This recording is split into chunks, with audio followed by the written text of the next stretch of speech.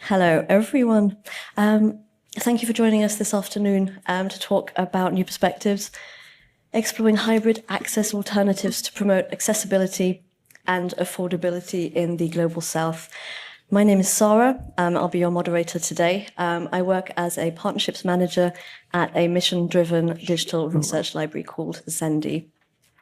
I'm really excited to introduce you to our panel today. If I can just get the slides right. To my far right, we have David Hirsch. David, if you would like to introduce yourself. Hi. Good afternoon, everyone. My name is David Hirsch. I was an area studies librarian at UCLA. I worked primarily with Middle Eastern studies, but also dealt with Jewish studies, Central Asia, South Asia, and Armenia. And I retired from there in 2018, and then I moved to Dubai to work as an advisor for a new public library in Dubai that was sponsored by Dubai government. So my favorite area to work in is collection development, and I did a lot of research and collecting relating to diaspora communities in different parts of the world. So like Arabs in Latin America and Turks in Germany, things like that, looking for their publications, which were not normally covered by the regular librarians that dealt with those country areas. So the librarians responsible for Germany weren't collecting Turkish materials from Germany, and librarians dealing with Middle Eastern studies were not necessarily correcting Middle Eastern materials from Australia. So we tried to fill those gaps. And I did cataloging for some time as well, dealing with Middle Eastern languages, which my colleagues at Princeton and UCLA used to refer to as the squiggly languages. They say if you're collecting something which is non-Latin, it's anything non-Latin is yours. You deal with it. So I guess that's the main thing. I spent many years in the Gulf and in the Arab world, but I've also traveled to other parts of the world and always got involved with collecting the publications of these different ethnic and national groups. So, thank you very much, David. Thank you. And then next to David, we have Cameron Cardan. Hi, thanks very much for being here today. So my name is Cameron Cardan. I'm the founder of Knowledge. I come from a publishing background. I used to work for Oxford University Press. At the time, I was doing my master's study, and from very early on, I had an interest in open access publishing. And I remember picking my dissertation as open access business models. This was like 20-something years ago. And so since then, I've had that passion around accessibility and how we can, you can provide access to individuals and make content more accessible worldwide. So during my time in Knowledge, I've also started a product called Zendy, with the whole idea of, again, providing accessibility and reducing the barriers to access scientific content. So that's what we're going to talk about today. Thanks very much, Cameron. So I think by way of introduction, we're fully aware that paywalls and a lack of funding mean that content is often unaffordable for universities, libraries in the Global South. So those students, researchers, potentially also professionals outside of the academic arena need to rely either on open access content, which is sometimes limited, especially in terms of backlists, or they will also try the illegal access route. So this session aims to address these access barriers, and with David, with Cameron, to explore solutions which are aligned with SDG 4, so equal access, equitable access to education, to encourage a rethinking of traditional access models and think about a more inclusive future for research globally. In terms of a quick session overview, we'll be looking initially at accessibility and affordability, the status quo. So what does access look like at the moment? What are the challenges and the limitations there? We'll then move on in the second part to new solutions, looking at how we can explore new models for accessibility and discoverability in research. And then we'll try to reserve 5-10 minutes at the end for Q&A. We very much do want to get your thoughts, your comments on what we're proposing, the type of model that we're discussing, So Q&A at the end. So as mentioned, we'll start with accessibility and affordability challenges of the status quo. And David, that's for you. Yes, I'll be speaking a little bit about academic libraries and also about public libraries and access by people that are not affiliated necessarily with the academic institutions. So there are all different models for access, both in the public libraries and in the academic libraries. So one of the problems that everyone faces is budgetary challenges. So even in the most well-funded academic libraries, people have problems. Well, the librarians were faced with budgetary changes every year. Either the budget goes up unexpectedly, not so common, or it goes down, and you always have to figure out what you're going to cancel. So especially with serials and subscriptions, it's very, very problematic, because if you start collecting a journal and then you cancel it, then what happens? How do you continue access? So academics, if we have, for instance, retired academics, they often lose access when they leave the institution, and also students, once they graduate, they don't have access anymore. So what do they do? What can you do? To be honest, it's very difficult to find solutions to that. Am I on the right slide here? Yeah. Yeah. So I know when I stopped working at UCLA, I was very lucky because I had an emeritus status there. So I continued to maintain my academic privileges in the library. But when I worked in a public library in the United Arab Emirates, I had no access once I left the institution.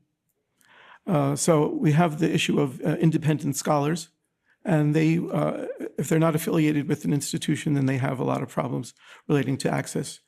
You can, sometimes you can access in a limited fashion. For instance, at UCLA, we used to offer academics, even if they weren't affiliated with UCLA, the ability to, and also even the general public, they have the ability to come into the institution and do their searching on site. But you didn't have any kind of remote access, such as IP address identification, or what do they call it? Or there was no remote access. You had to use on site. And on a like fashion, the materials that are available in the academic library are not the same as what you find in a public library. So you have to make a kind of a combination using both the academic and public information. Maybe I'll talk a little bit more about that later. So, Definitely. what else? What am I missing? No, I think that's everything. Okay. I've moved on to the piracy. Oh, piracy. Yeah, piracy. There are a lot of issues with piracy and people making improper use of material. So there are a couple of very popular sites which I would ask you to use with caution. One is called Sci-Hub, and it's based in Kazakhstan. And they have a very huge archive of online articles, but they take no respect for copyright whatsoever. So people there are millions and millions of articles available, and a lot of good quality articles, but they're not giving any credit to the author or to the publishers, so it's not a good solution. The other one, which some people like, is called ResearchGate, and that is, I think it's very valuable, but it's also a little bit problematic because any author can set up their own kind of a homepage on ResearchGate and include their articles. But a lot of the publishers take issue with that because they're not giving proper copyright credit or paying what they're supposed to be paying to the copyright holders. So Sci-Hub I'm not going to recommend it, but it does have a huge archive of material, and the same with ResearchGate. Certainly, Sci-Hub is very tempting. Yeah, it's and we're here to tempting. try and offer an alternative Yes, route I'll to talk it. about some alternatives. Yeah. I'll move on to the challenges of being an independent researcher. Being an independent researcher, I had a whole list of things here. It's wonderful if you can be an independent researcher, but you don't have the same access. Well, in terms of access at a university, you don't have access to, from right off the bat, you don't have access usually to like law library publications or law library websites. You can only access certain things in the library. One of the best things that I found, to be honest, is, oh wait, let me get to that right page here. I'll tell you more. Okay. A little shaky today. I think it's. Is it on the bottom? See it. You see it? Oh, limitations. That's institutional. Slide No, 8. it's not that one. Pages. So it starts from here. Yeah. Panel. Status quo. I think it's further. Back. That's institutional. Privacy, and then next. Privacy. Here we go. Independent. Okay. Yeah. You have, first of all, there's limited funding available. If you're not really affiliated with the institution, then how do you get funding? There are some foundations that offer access and funding opportunities for independent researchers, but it's not always easy to find them, and it's often more limited. Lots of foundations will offer good funding for if you're an affiliated professor or a graduate student, but if you're not from that elite group, then it's difficult to get access. Also, there's a lack of institutional support and also some technical issues. If you're trying to get assistance to access something and you don't have the proper access, that you won't have access to technical services support either from any institution. There's also a publication bias. If you're trying to publish something, anyone who's a potential publisher will be looking to see if you're an affiliated faculty member or an affiliated graduate student. And so there's a problem of recognition and credibility. I think so those are some of the main concerns for independent researchers. Of course, being an independent researcher can be very rewarding. And if you get yourself published, then that gives you a chance to publish more in the future. So. I've moved now to navigating a lack of institutional access. So these are David's guidelines, I guess, to trying to survive outside of institutional access. Yeah, that's near the end here.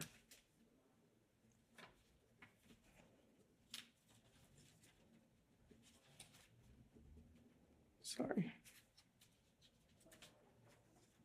Okay, so networking is one aspect. If you're at an institution, you have a cohort of other researchers and graduate students that can help you out with their experiences and advice for new ways of dealing with things.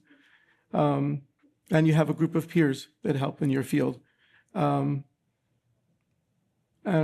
also, there are all kinds of different other platforms that you can access.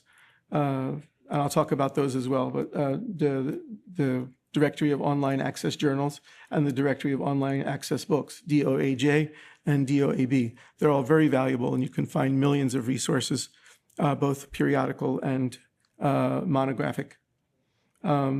Also, some people can make use of AI. I think we're all going to be faced with that very soon. If you haven't already had to deal with it, you're going to have to deal with it. I can tell you, sometimes it's good and sometimes not so good. When I was working in an unnamed Gulf country, I had a graduate student, no, he was not a graduate student, had an unnamed community member who came to me and very proudly told me that his English was very limited, but he very proudly told me that he had written a novel in English. So, okay, done with ChatGPT. So, it's really tempting, and it is useful. I mean, I've used it myself. If I need to write a business letter very quickly, and I don't have time to write a big outline and flesh it out, I can tell ChatGPT, write me a letter based on such and such. I wouldn't use it for a research project, but for something quick like a business letter, I think it's quite useful. So ChatGPT and AI in general are very useful. My favorite idea is if you're in a city that has a good academic library that allows the public in. Most of them do, not all of them do. I can tell you in the UC system that at UCLA the public is welcome. At Berkeley, it wasn't always so welcome.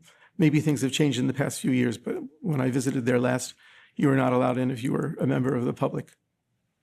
And some of them will give limited access to the public, like Stanford. They'll let you access it 4 or 5 times, then you have to pay. What was I just talking about? I was just starting to talk about something and then I forgot. Okay, my personal favorite suggestion: get to meet the librarians, and show them that you're a serious researcher and they're interested. And in general, librarians want to be helpful, and they want to be distributors of information rather than curators and hiding it away from the world. So if you find a librarian, you hit it off with them, they'll usually be quite helpful, and they'll be willing to print out some articles for you or get them even on interlibrary loan. I know that my colleagues at UCLA, you always used to do that. So it's good to be known as a helpful librarian. Anything? I think we're at the last slide. Let me just have a look. Yeah. And I think, David, you were talking about sort of different platforms, subscription services. I was going to talk about the foreign resources. Oh, yeah, sure. Yeah, let me get to that. All right. As I said before, I was primarily an area studies librarian, and I think that it's very important to know what kind of resources are available, and also the foreign databases. Okay, so one thing is you should, if you're involved with anything relating to the Global South, or in general, in most other countries as well, the Middle East Librarians Association, the South American Libraries and Archives Organization, and Cormacia for the Southeast Asian Librarians, CEAL, CEAL for the Chinese and East Asian Librarians, the Slavic Librarians, the Africana Librarians Council. All of these organizations produce research guides and are very useful for research. Now, the other thing is there's a lot of material actually produced in the region. So if you're looking for research available, open access, you can find it for many different countries. And I think, is the list on the slide there anywhere? Yes, we have a range of databases, the African Online Digital Library. So, for instance, there's the Japan Open Access Database, there's the African Online Digital Library, the Korean History and Archaeology Library, CNKI, that's the Chinese research organization, CIELO, which is for Latin America, and what else is there? The Middle East, I'll mention some of those. So for instance, Iraq, you would be surprised, but they have 432 online journals, and it's fully indexed in English and Arabic. Then, in addition, there's also a nice archive of online journals for Nepal, another one for Bangladesh, another one for Indonesia. What else did I have? Anyway, many countries have online archives, and you can find substantial amount of good information to help you in your research. Does that cover it? I think that covers it, David. Okay. Yes, thank you. I'm happy to answer questions about that afterwards as well. Yeah, we have a Q&A at the end. I think that's a really interesting slide, in fact, because we talk a lot about disseminating our own content, making that discoverable in the Global South. We don't always talk about resources emanating from the Global South and how we can help with those. I will move us on. So we've been speaking about the status quo. What does access look like at the moment? We'll move on now to new solutions for accessibility and discoverability in research. Cameron, I hand over to you. I'll save you from moving the slides. I'll come. Well, hello again. So thanks very much, David. Thank you. Thank you for inviting me. Of course, librarian perspective and some of the challenges of being an independent researcher and what are the resources available to get there. So if we look at the current status quo of how access is provided around the world. So we've got the paid content. The paid content is usually used by those who are fortunate enough to have a subscription through their institution, either through a consortium or for a national deal or just the institution subscribing. Otherwise, that paid institutional access is only limited to institution. Once you leave, you lose that access. And in many countries, even that institutional access is unaffordable. So you You have many universities around the world when it comes to accessing the basic research. There's basically a lack of access. Now you've got open access. It's growing momentum. There's a lot happening. That's a topic of its own, a session of its own. There's a lot of activity from the publishers, but a lot of that activity is linked to the front list and what is currently being published, all the hybrid models, diamond open access models, and gold models. But what happens to that wealth of content that it's in the archives or are backdated, and those are still behind paywalls? So even I remember looking at the statistics of one of the larger publishers, and basically despite like moving almost like half of their business model towards open access, that represented only 10% of the total content that they had available on the platform. So still 90%, despite now most of their publications were on open access, was still behind paywall. So if an individual who is not in those well, let me just add another thing regarding open access. So with all the open access resources, there's a discoverability issue. And let's imagine a completely open access world.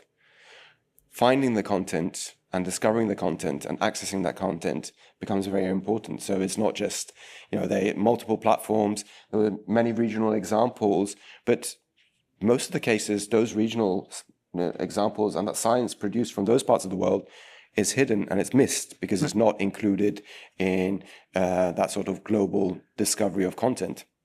So open access, the limitations, the paywall content, the discoverability. We talked about paid institutional access, limited to, again, a group within the society. And when we talk about equitable access and reducing barriers, SDG number 10, then there's a large percentage of the population that do not have access, lifelong learners, independent researchers, people working in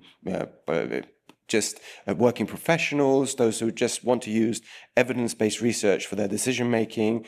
They basically do not have access and they're left with pirated access.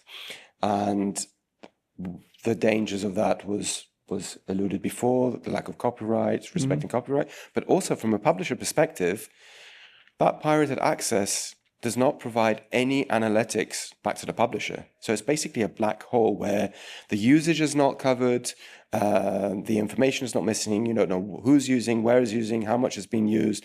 So a lot of that important information that sometimes enables decision-making in, for example, producing, editing new content, starting new journals, what has been searched, what has been used, a lot of the times is used by publishers to determine the future direction. So in this sort of different access methods, there's space for a new, more inclusive, which we call the hybrid solution, which is providing, not reinventing the wheel. We've seen it in other industries. Like we all remember when Napster was illegal, but basically it was that central hub to be able to access your music. Now, I think almost all of us have a Spotify subscription, and we enjoy that freedom of we just pay a monthly subscription fee and we get unlimited access to the music. Or same on the entertainment side with Netflix, and again, there were all the torrents and downloading this and downloading that and all of that. But now there's an affordable way to have a sort of unlimited access to, for example, a body of entertainment material, like a Netflix subscription or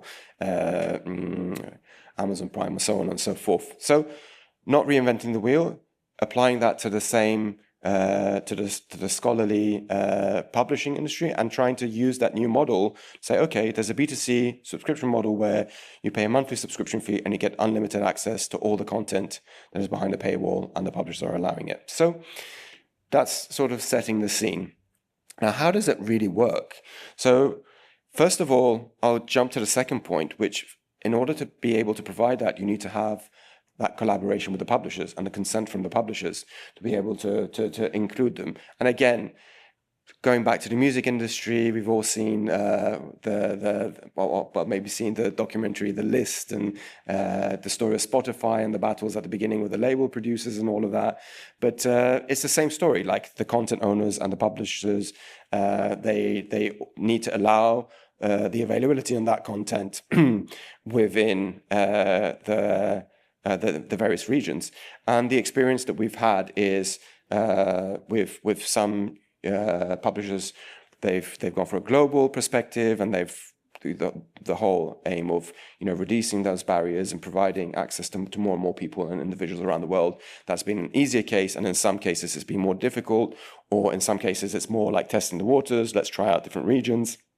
So there's different various licensing agreements. But in terms of the model, this is now out there, but it's just like some publishers are global, some are regional, and they're different agreement scenarios.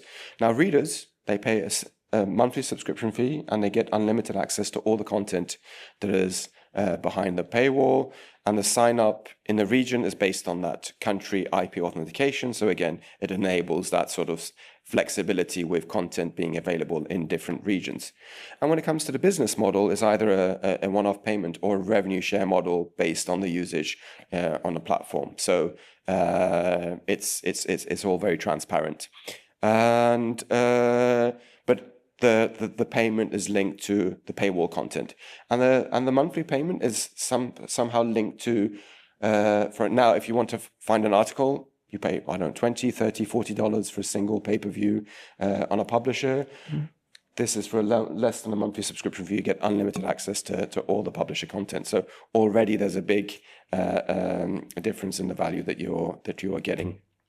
Now, what are the benefits? Of course, now we're having a conversation earlier, and like if you're a researcher that your institution does not have access, and that you really need to have the access for your content, what are the alternatives? The only alternative is either to pay it by article, and if you're doing a literature review where you need to have access to tens of articles, it doesn't really financially make sense, or the illegal channels. But through a new hybrid model, you're actually providing an alternative, an affordable, licensed, legal alternative for the users to be able to use that. And at the same time, the publishers do benefit from the analytics, the usage, the demographics, the countries, knowing the search, the terminology, and whatever is used, and it makes it, again, all of a sudden very affordable, and it's a way for publishers to be able to open up access in the global south. And even in some countries in crisis, access is even provided for free by some publishers. Now, in this hybrid access model, there's also OA content, but that OA content within the platform is available for free. So no one pays anything for the open access content, but then it responds to that issue of discoverability. So there's finding the single platform is bringing all the open access content, and it's providing an affordable alternative for the paywall content that is constantly growing. Now, we're talking about discoverability and accessibility as some core pillars, and it was mentioned in many sessions before. As even on the mural outside the exhibition, discoverability, accessibility was pointed out so many times. So this was a Oxford University Press survey. Now 76% of researchers say they're using AI tools. What are the most popular? Translation is a big thing, which definitely helps accessibility, the chatbots and the AI-powered search engines. But again, when it comes to AI, it's not always about big tech. There was a very interesting debate just earlier, chaired by Rick, and it was one of my favorite sessions in the whole conference, and it was like for and against debate of the use of OpenAI within academic libraries. And there were a lot of important points that were raised over there, and for example, the ethical aspect of AI, and it comes down to the agenda of the big companies and what lies behind that, sort of what happens to the data, what is the intention with the tool, where does it go, how is it used, is it biased, non-biased, and all these things, which really opens up the space for mission-driven, specialized smaller entities that, set out, they're on a mission to really make an impact and make use of the benefits of AI, because then once it's done properly, once it's done transparently, once it's done in a licensed way in collaboration with the publishers, because, for example, in the open instances, let's say there's a retraction in one article, that does not necessarily reflect in the big AI tools that have, for example, ingested that content, and it's like regurgitated several times. So that working partnership and that licensing model becomes more and more important. So there are sustainable routes to improve that discoverability and accessibility. And again, the energy efficiency, that's also something that has been discussed. And that's an area where, technology providers, they can definitely work on to improve the efficiency of all these large language models. Because what is it? A prompt uses 10 times more energy than a Google search query. So that's already 10-fold use of energy in order to just do a simple OpenAI prompt. So these are big considerations to have. But on the quest for content discoverability, we also know the benefits of using the AI assistants, making the research more efficient, faster. Now, those quick summaries. Now there's possibility to have, what we call meta summaries, where it takes the whole article and gives you just a single sentence, what that article is about.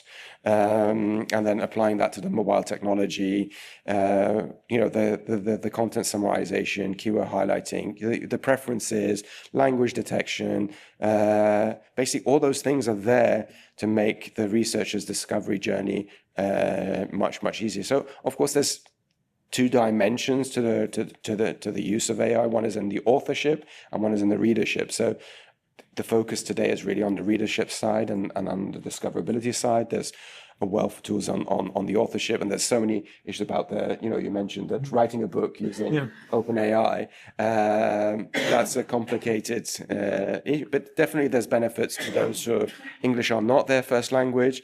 But our focus at the moment is really on the discoverability and to really enhance that discoverability. And sometimes AI is not used for just for efficiency and saving time. Other times it's used to actually delve deeper into a single article to provide that deeper understanding. Sometimes you're using AI tools, you can dissect the journal, you can get recommended questions, what to ask it, what to look for. So it's not about sometimes a quick summary.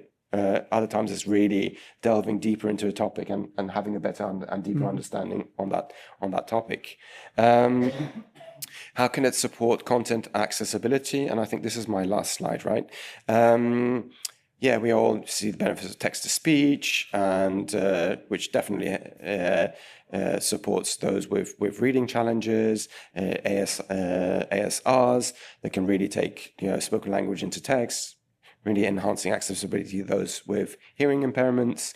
And we talk about large language models deliver customized learning content, again, tailored. That's on the learning front, that's on the research side, that again, based on your preferences, using AI, the content can be pushed based on your speciality.